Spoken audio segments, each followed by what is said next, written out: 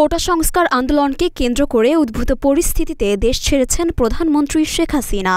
সোমবার এক প্রতিবেদনে এ তথ্য জানিয়েছে ভারতীয় সংবাদ মাধ্যম এনডিটিভি। এদিকে বার্তা সংস্থা এএফপি জানিয়েছে, বেলা ২:৩০টায় বঙ্গভবন থেকে একটি সামরিক হেলিকপ্টারে শেখ হাসিনা উড্ডয়ন করেন। এ সময় সঙ্গে ছিলেন তার ছোট বোন শেখ রেহানা। শেখ হাসিনা ও তার ছোট বোন শেখ রেহানা নিরাপদ স্থানে চলে গেছেন বলে জানা গেছে। শেখ হাসিনা দেশ ত্যাগ করার আগে একটি ভাষণ রেকর্ড করে যেতে চেয়েছিলেন, কিন্তু তিনি সে সুযোগ পাননি। প্রতিবেদনে আরও বলা হয়েছে, তারা হেলিকপ্টারে ভারতের পশ্চিমবঙ্গের উদ্দেশ্যে রওনা দিয়েছেন।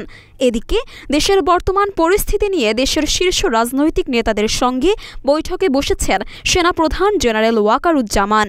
দুপুরে সেনা সদর দপ্তরে এ বৈঠক শুরু হয়েছে।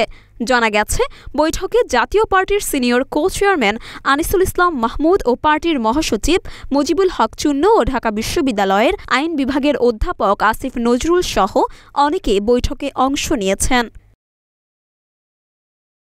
মরিয়ম মিম, ঢাকা পোস্ট।